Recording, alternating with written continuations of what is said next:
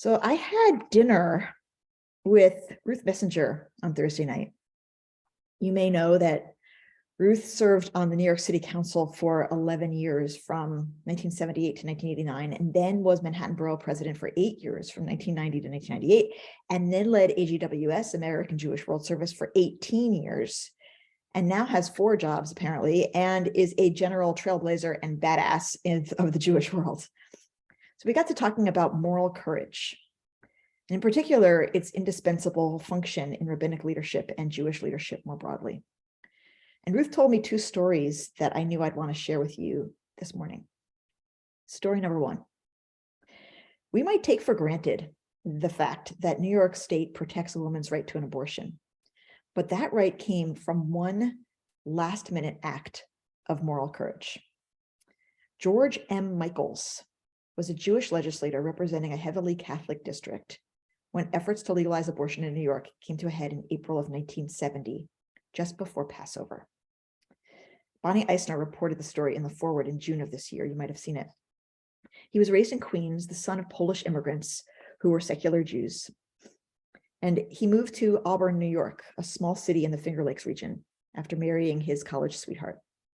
He'd served in the New York State Assembly for 10 years by 1970 when this bill to legalize abortion up to 24 weeks of pregnancy came up for a vote.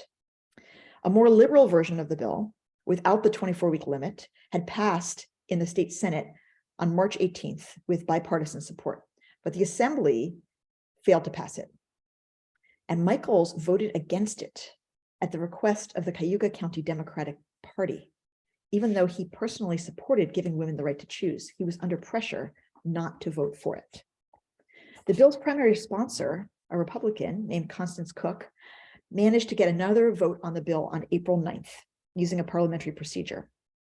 The Catholic Church, who had been caught off guard by the first vote, ramped up opposition, and were actually priests and nuns were pacing the chamber floor as the bill was up for consideration. During hours of contentious emotional debate, legislators spoke about their personal convictions and the pressures they faced from constituents and from the church. A few members switched their votes. The bill needed 76 votes to pass and was about to go down in defeat with an even 74 in favor and 74 against. Now, Michaels, who'd been among those voting, he was on the list against, he was a no vote. But as the roll call was ending, he asked to change his vote. And he said, if I'm ever going to have peace in my family, I cannot go back to them on the first night of Passover and tell them that George Michaels defeated this bill. He said, I fully appreciate that this is the termination of my career. He was pale and he was fighting back tears, and TV cameras turned on him. The New York Times reported that he sobbed as he told the chamber about the tension in his family, including his son, a rabbinical student at HUC in Cincinnati, who begged him not to be the one to defeat the bill. I must keep peace in my family, he said. 10 days after the vote, on April 19th, members of the Cayuga County Democratic Committee withdrew their endorsement of Michaels, and he lost his primary. Friends whom he and his wife had known for decades turned on them. His law firm of 40 years disbanded. The next year, the Assembly voted to repeal the abortion law, but gratefully, Governor Nelson Rockefeller vetoed that bill. In 1973, when Roe v. Wade was decided by the Supreme Court, the law became less important as the right to abortion before 24 weeks was protected nationwide. But now that it's been overturned, it's Michael's vote, which is the reason why we have abortion rights in New York State. When he died in 1992 at age 82, the Times in its obituary called him the legislator who changed abortion law. New York became then and continues to be now a haven for women seeking safe and legal abortions. Story number 2.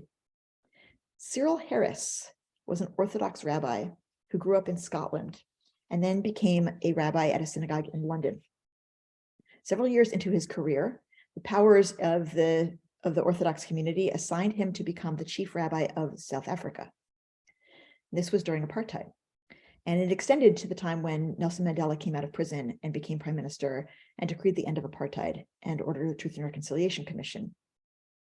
In South Africa, Rabbi Harris regularly spoke out in support of Mandela and took positions against apartheid and for the new government that often made the South African Jewish Board of Deputies, the lay leadership body, anxious. They often opposed what he was doing. Their style had been to lay low and not comment on government or political issues. Mandela came to call Harris my rabbi and to thank him regularly for sticking his neck out against often the wishes of the community. Mandela then organized when he organized the Truth and Reconciliation Commission to bring the country back together, he asked faith leaders to speak at a meeting of the commission on television. Rabbi Harris testified, saying that while the Jewish community did not initiate apartheid, and while many Jews did not agree with it, nevertheless, quote, most members of the Jewish community benefited in one way or another from apartheid. It is possible, and indeed probable, that our personal circumstances are products of apartheid, he said. And if we are responsible for this country's past, then we are, of course, responsible for its future. He continued, it's insufficient to stand apart from violations of human rights, and disassociation is inadequate, where vocal protest is urgently called for and positive steps must be taken to rectify injustice. So the Jewish community in South Africa confesses here to a collective failure to protest against apartheid. The entire thrust of Jewish moral teachings, together with the essential lesson of Jewish historical experience as the most consistent victim in the world, should have moved the community to do everything possible to oppose apartheid. Distancing oneself from the anguished cry of the majority and myopically pursuing one's own interests can never be morally justified. Then he quoted Heschel. Indifference to evil is more insidious than evil itself. It is more universal, more contagious, more dangerous. A silent justification. Indifference makes possible an evil erupting as an exception, becoming the rule and being in turn accepted. He ended, because of the evil of indifference, which so many in the Jewish community possessed, we confess that sin today before this commission, and we ask forgiveness for it. It is not that in spite of the past we must do better, but because of the past we must do better. The self-respect of every member of the Jewish community is at stake in this issue more than any other, for it's always been an established principle that the distinctive honor of being Jewish carries with it a corresponding responsibility. The doctrine of the chosen people does not imply the conferment of special privileges, rather the imposition of extra obligation. We are chosen for duty, however uncomfortable, chosen to be an example of good, whatever the circumstances. I ask for a real identification with suffering and degradation, for a sharing with underprivileged of the blessings we enjoy. If anyone cries in the beloved country, let it never be our fault. Let it not be due to us. This week's Parsha opens with an act of moral courage. We find ourselves in Egypt. Joseph is Pharaoh's vizier, responsible for all food distribution in the region, appearing to be an Egyptian. His brothers stand before him seeking food, unaware that they are speaking to Joseph. He has tried them. He has tested them by imprisoning their brother Shimon and threatening to imprison and enslave their brother Benjamin. Judah had promised Jacob, their father, that no harm would come to Benjamin, and now he is confronting this Egyptian high official to protect his baby brother, begging to be enslaved in his place. Judah tells the Egyptian official about the loss of a brother, about the grief of their father, about the bond between their father and their youngest brother Benjamin, a bond the severance of which would end their father's life. Describing it, Judah says these words, V'nafsho kishura v'nafsho. His own life is bound up in his, or his soul is tied to his soul. And then he says, Ki avdacha arav et hana'ar, which you would translate as, for your servant, he's speaking about himself in the third person, has pledged himself for the boy. In other words, I have pledged myself for my brother.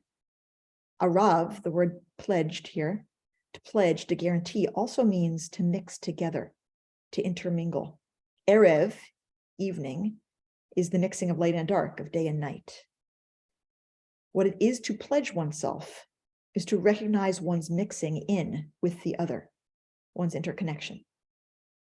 Finally, Judah says, therefore, please let your servant remain as a slave to my Lord instead of the boy, and let the boy go back with his brothers. For how can I go back to my father unless the boy is with me? Let me not be witness to the woe that would overtake my father. This act by Judah not only saves his brother Benjamin from slavery, not only breaks down Joseph's walls, leading to his shocking self-revelation, not only reunites the brothers in love and weeping, not only restores Joseph to his father Jacob, not only provides a new future for the whole family in Egypt, but it answers Cain's ultimate question, a question that has reverberated throughout the book of Genesis from the first human beings to the last generation of the book. It is a question that has plagued every set of brothers, Cain and Abel, Isaac and Ishmael, Jacob and Esau, Joseph and his brothers. Until Judah turns the tide, ends the pattern by saying, yes, indeed, I am my brother's keeper. And when we see that Joseph's sons, Ephraim and Manasseh, accept their moment of blessing without jealousy or strife, we know that Judah's act of moral courage opened up the possibility of peace and responsibility for all future generations. In all three of these stories, we see that moral courage is rooted in the recognition of interconnectedness, in our souls being bound up with one another's. George Michaels feels bound to his son, the rabbi, his daughter-in-law, the social worker, his baby granddaughter, such that he's willing to end his career to do the right thing.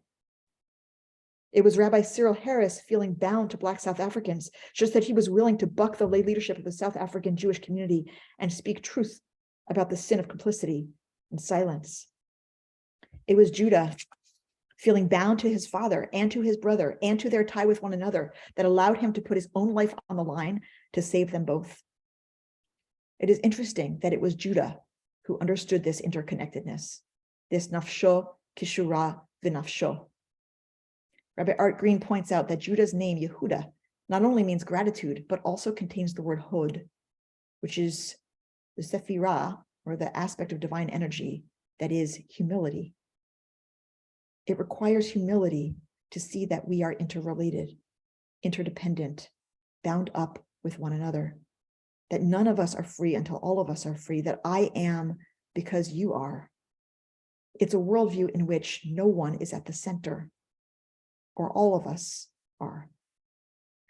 Looking back at 2022 with the lens of moral courage, we can see many moments when it was present and many when it was absent. If the last decade has taught us anything, it is that every leader, every citizen, every human being, every Jew has a role to play, a responsibility, and a tremendous power in demonstrating this essential quality. May 2023 be a year in which we all grow in our capacity to be moral and to be courageous. Happy New Year. Shabbat Shalom.